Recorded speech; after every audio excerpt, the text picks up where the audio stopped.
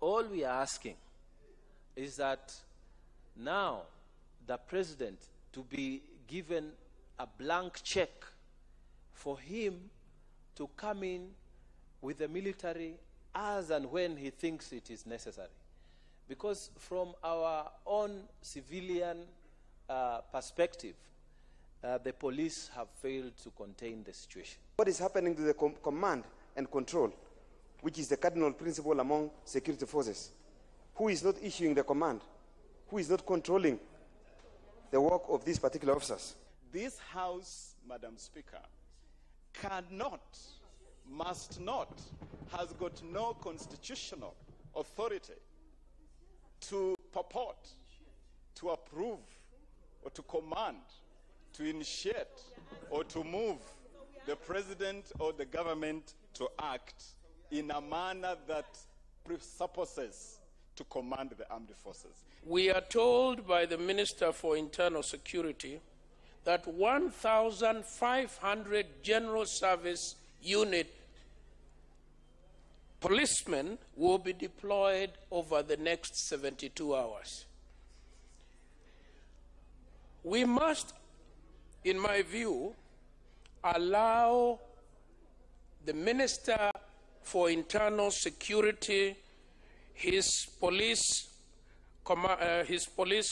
commandants and others to make an assessment, because that is their work. And when they have come back to the House, then we in this House can respond to their assessment. But I would want to discourage the House from taking over the responsibility that the Constitution has donated to another organ of government.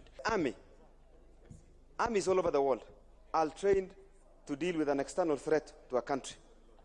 They are trained to deal with an external threat to a country, and when they move into a situation, they don't go to pacify. They go to exterminate the enemy.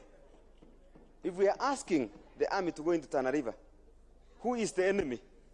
Because the army will not go and say, this is the aggressor, this is the aggressed. It is a very, very dangerous thing, and I'm sorry to say I do not support this motion because it is very, very dangerous. Our army must deal with the external threat to our country. There is nothing dangerous about deploying the army. It is something permitted by our Constitution, and they are being deployed to act within the law. They are not being deployed to exterminate. It's to restore peace and order. And they are not being deployed to the exclusion of the police. Nothing stops the police from continuing with their normal operations, but the army should go there and help them contain the situation. It is important that we give police a chance.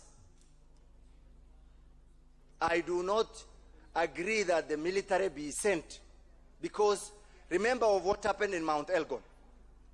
I have had members raising their own reservations on how the military may act, but they are wishing that they act in a civil manner. But the military, they are not trained. Shall we say, Mr. Speaker, because we are afraid that the Kenya Defense Forces are going to commit some atrocities, we let our people kill one another, Mr. Speaker, as the police watch? Shall we say, because we are afraid the Defense Forces may rape our ladies? Honorable Dr. Nu, you have 2 minutes. Mr. Speaker, that we will not deploy them, Mr. Speaker, even amidst the concern. We want again to urge the government that even as they deploy the Kenya Defense Forces, they have to know that they are doing it under the new constitution when even approval is being sought from Parliament, Mr. Speaker. We are watching, Mr. Speaker.